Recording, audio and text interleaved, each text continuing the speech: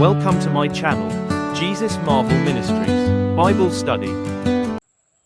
దయచేసి యొక్క దినభాగముగా యెషయా గ్రంథము 43వ అధ్యాయమును మనం చూసినట్లయితే,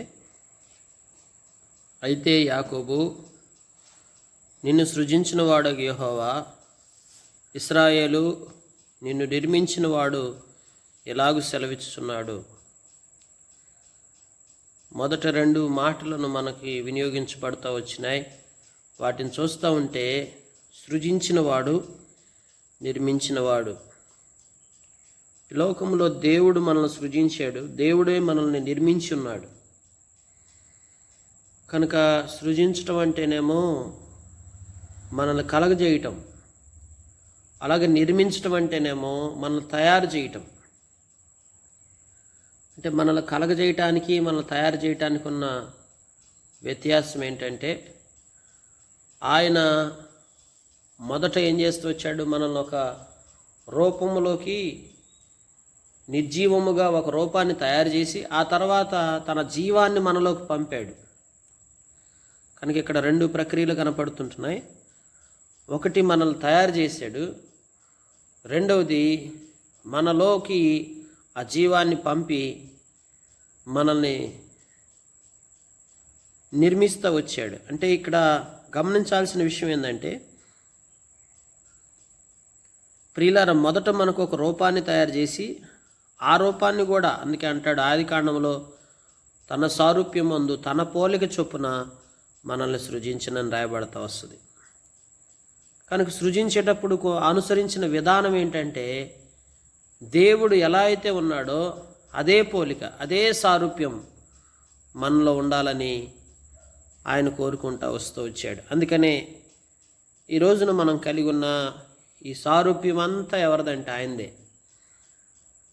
మన దేహంలో కలిగినటువంటి ప్రతి అవయవాల నిర్మాణం అంతా కూడా, ఆ రూపురేఖలన్నీ కూడా ఆయనదే. ఆయన సారూప్యం, ఆయన పోలిక. ఇది దేవుని సారూప్యం మనం ఇప్పుడు.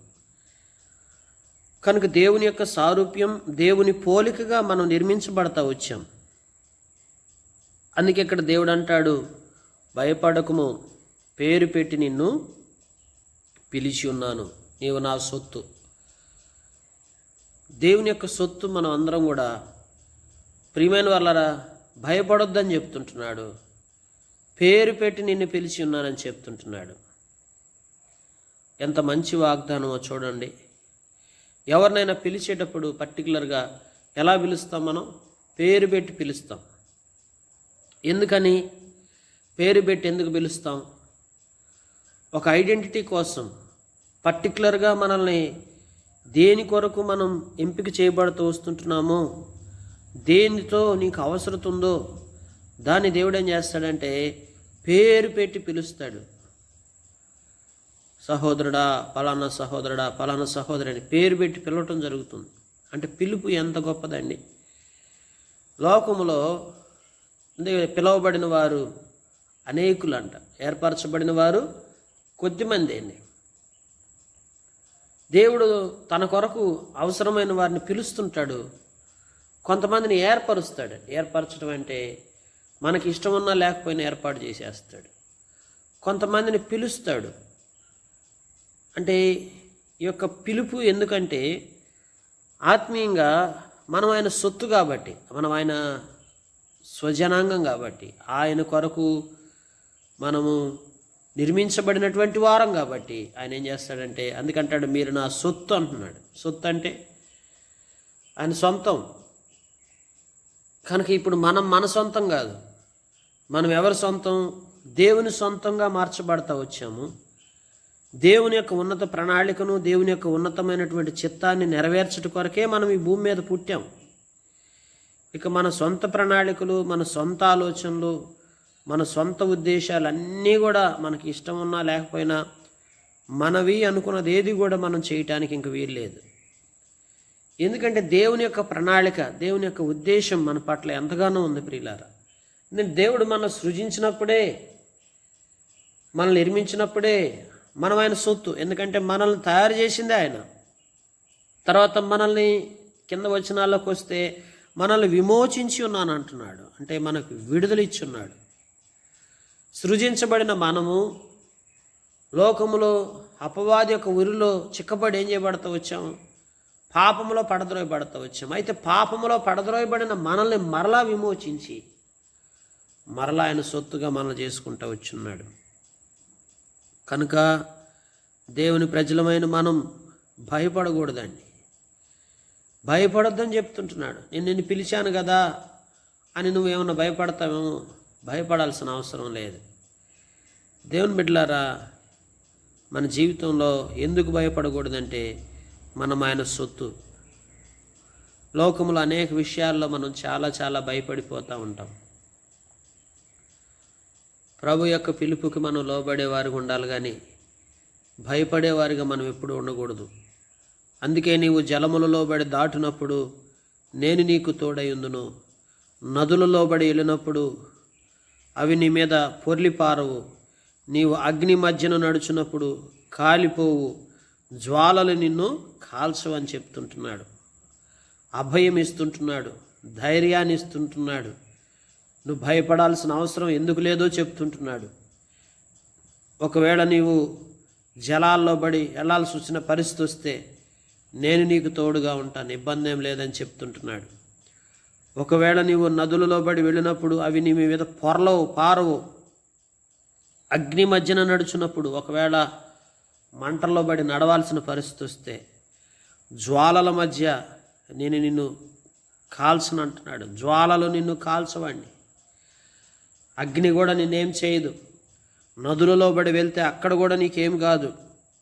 చూడండి, దేవుడు తోడుగా ఉంటే ఎంత శ్రేష్టమైనటువంటి అనుభవం ఇది. నిజంగా మన జీవితంలో దేవుడు తోడుగా ఉండాలి. ఎప్పుడు దేవుడు తోడుగా ఉంటాడు? ఎప్పుడైతే దేవుని యొక్క పిలుపునకు మనం లోబడతా వస్తామో, దేవుని యొక్క చిత్తానికి మనం లోబడతా వస్తామో, అప్పుడు మనం జలాల్లోకి వెళ్ళినా మనకేం కాదు, అప్పుడు మనం మంటల్లోకి వెళ్ళినా మనకేం కాదు. ఎందుకంటే దేవుని యొక్క పిలుపునకు మనం అనుగుణంగా నడుచుకుంటున్నప్పుడు ఏమవుతుందంటే దేవుడు మనకు తోడుగా ఉండటం ప్రారంభిస్తాడు. దేవుని ప్రజలారా, ఈ యొక్క ఉదయకాల సంబంధు ప్రభు యొక్క మహిమార్థమై మనందరం కూడా ఆత్మీయంగా జీవిస్తూ వద్దాం. ఆయన పిలుపునకు మనం లోబడుతూ ఆయన ఎడల మరి నమ్మకస్తులుగా మనం జీవిస్తూ అన్ని విషయాల్లో ఆయన మహిమార్థమై మనం ఎదుగుతూ రావాలి ప్రియులారా. అందుకే యెహోవానగు నేను నీకు దేవుడను, ఇశ్రాయేలు పరిశుద్ధ దేవుడైన నేనే నిన్ను రక్షించువాడను, నీ ప్రాణరక్షణ క్రయముగా ఐగుప్తునిచ్చి ఉన్నాను. కనుక నేను మీకు దేవుడను, పరిశుద్ధ దేవుడినై ఉన్నాను, రక్షిస్తాను, ప్రాణరక్షణ క్రయముగా ఐగుప్తును ఇచ్చి ఉన్నాను అంటున్నాడండి. నీకు బదులుగా కూషును, షేబాను ఇచ్చి ఉన్నాను. దేవుని వాక్యం చూస్తుంటే ఐగుప్తును, కూషును, షేబాను ఈ ప్రాంతాలను నేను మీకు అప్పగిస్తుంటున్నానని దేవుని వాక్యంలో చూస్తుంటున్నాం. ప్రాణరక్షణ క్రయం మన కొరకు ఆయన క్రయం చెల్లించాడండి. నీ కొరకు, నా కొరకు ఆయన ఎంత క్రయం చెల్లించాడంటే ప్రియులారా, ఆయన శిలువపై మరణించాడు. ఆయన కాళ్ళకు చేతులు మేకులు కొట్టబడ్డాయి, ప్రక్కలో బళ్ళెపొడితో పొడవబడతా వచ్చాడు. ఆయన చెల్లించిన క్రయం అంతా ఎంత కాదు ప్రియులారా, ఆయన ఎంతగానో క్రయం చెల్లిస్తూ వచ్చాడండి. దేవుని బిడ్డలారా, ఆయన క్రయం చెల్లించాడు కనుకనే ఈ రోజున ఐగుప్తు పాపమునకు సాదృశ్యమైన మనం ఈ రోజున ఆయన కుమార్తెలుగా, ఆయన బిడ్డలుగా చేయబడతా వచ్చాం. కూషును, షేబాను ఆయన ఇచ్చి ఉన్నాడు. అంటే ఈ ప్రాంతాలంతా కూడా విమోచించబడటానికి కారణం ఏంటంటే ప్రాంతాల వైజుగా ఈ రోజున విమోచన లభిస్తూ వచ్చింది. కారణం ఏంటంటే ఆయన ప్రాణరక్షణ క్రయం మనకి చాలా ప్రాముఖ్యం. అంటే తన ప్రాణాన్నే మన కొరకు పెడతా వచ్చాడు. నీవు నా దృష్టికి ప్రియుడివైనందున ఘనుడువైతివి, నేను నిన్ను ప్రేమించుచున్నాను గనుక నీకు ప్రతిగా మనుషులను అప్పగించుచున్నాను. చూడండి, దేవుని దృష్టికి మనం ఎప్పుడైతే ప్రియమైన వారిగా ఉంటామో దేవుడు మనల్ని ఘనంగా ఉంచుతాడండి. నేను నిన్ను ప్రేమించున్నాను గనుక నీకు ప్రతిగా మనుషులను అప్పగించుచున్నానని దేవుని వాక్యంలో మనం చూస్తుంటున్నాం. దేవుని దృష్టికి ప్రియమైన వారిగా జీవించిన వారిని దేవుడు ఘనులుగా ఎంచుతాడు. మనం ఎప్పుడైతే ఆయన ప్రేమిస్తూ ఉంటామో ఆ ప్రేమకు ప్రతిగా మనుషులను అప్పగించే దేవుడు. నీ ప్రాణమునకు ప్రతిగా జనములను అప్పగించుచున్నాను. చూడండి, జనాలు ఈరోజు ఇంతమంది జనాలు ప్రభువులోకి వచ్చున్నారంటే, లక్షలాది మంది ప్రజలు ఈ రోజున దేవుని తెలుసుకున్నారు. ఇంతమంది దేవుని తెలుసుకోవడానికి కారణం ఏంటి? దేవుడు తన ప్రాణాన్ని అర్పిస్తూ వచ్చాడు, శిలువ మీద తన ప్రాణాన్ని పెట్టాడు. అందుకే తన ప్రాణానికి ప్రతిగా ఈ రోజున ప్రజలంతా కూడా దేవుడు చూపిన ప్రేమ మన పట్ల, ఆ కనబరిచినటువంటి ప్రేమను బట్టి, ఆయన పెట్టిన ప్రాణాన్ని బట్టి ఈ రోజున మనుషులంతా అంతే క్రయం చెల్లించకుండా మనుషులు విమోచించబడలేరండి. మనుషులు విమోచించబడటానికి క్రయం చెల్లించే మనసు కావాలి. అంటే క్రయం అంటే మన సమయాన్ని, మన యొక్క జీవితాన్ని దేవుని కొరకు క్రయముగా అర్పించుకోవాలి. అర్పణ లేకుండా, దేవునికి నీవు క్రయముగా చెల్లించబడకుండా ఎక్కడ విమోచన అనేది ఉండదు. కనుక ఇతరుల కొరకు మనల్ని మనం సమర్పించుకోవటం, ఇతరుల జీవితాల్లో మార్పు రావటం కోసమే మరి క్రయం చెల్లించాల్సి వస్తుంది. యేసు ప్రభువారు మనందరి కొరకు క్రయం చెల్లించాడు. భయపడకము, నేను నీకు తోడై ఉన్నాను. తూర్పు నుండి నీ సంతానము తెప్పించెదను, పడమటి నుంచి నేను సమకూర్చి రప్పించెదను, అప్పగింపమని ఉత్తర దిక్కునకు ఆజ్ఞ ఇచ్చేదను.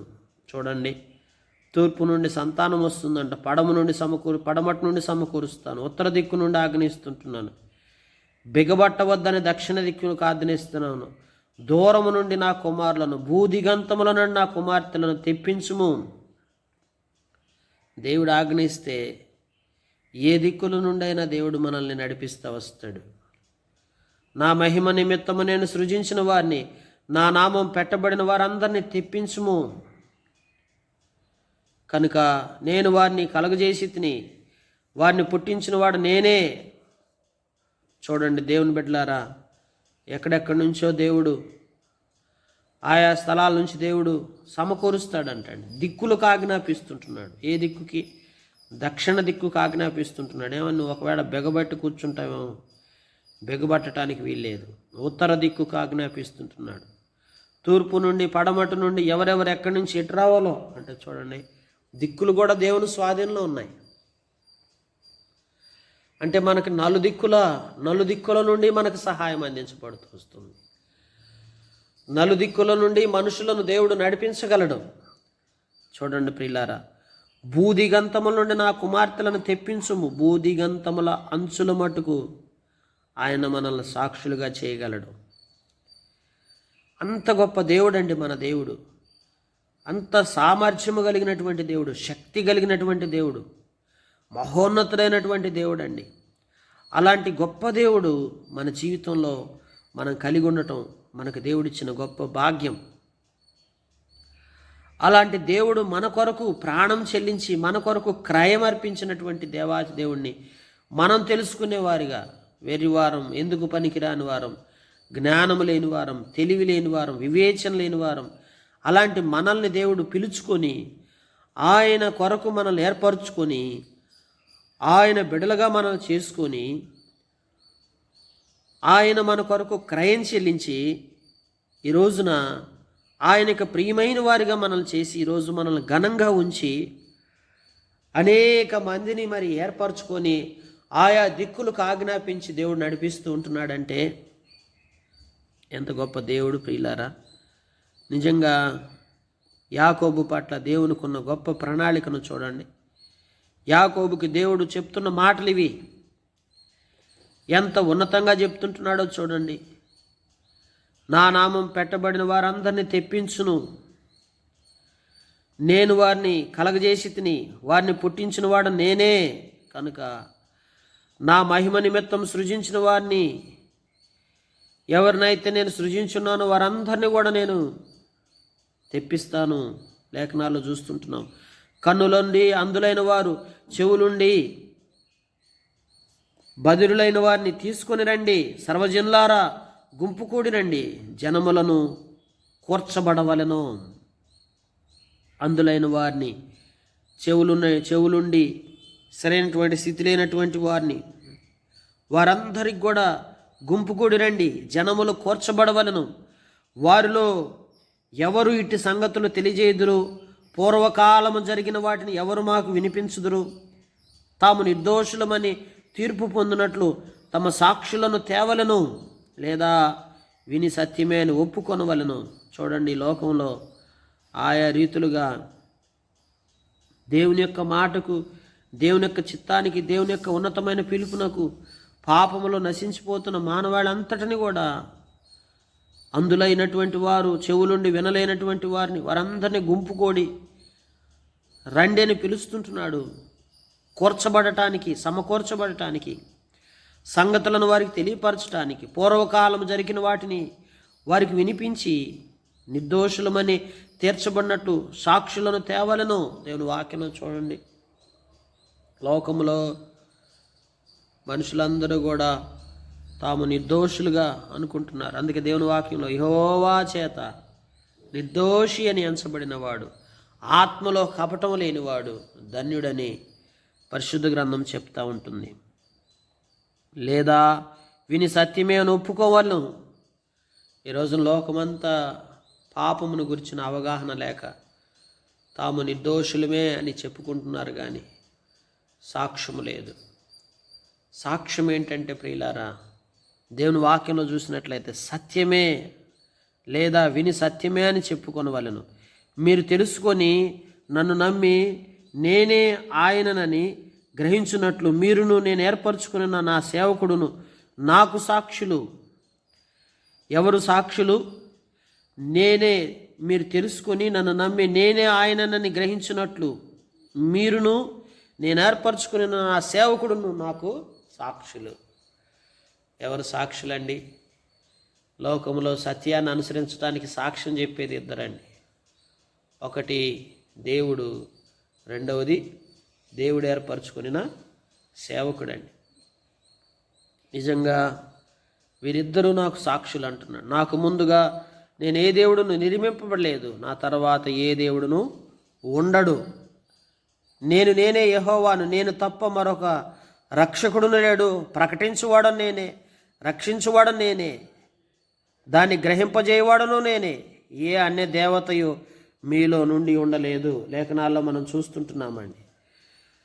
పరిశుద్ధ గ్రంథంలో మనం చూస్తుంటే నేను తప్ప వేరొక రక్షకుడు లేడు, ప్రకటించువాడు కూడా లేడు. ప్రకటించేదాయనే, రక్షించేదాయనే, గ్రహింపజేసేదాయనే. అన్ని దేవతల్లో నుండి మీలో ఉండలేదు, నేనే దేవుడని మీరే నాకు సాక్షులు. ఇది యెహోవా వాక్కు. ఈ దినం మొదలుకొని నేనే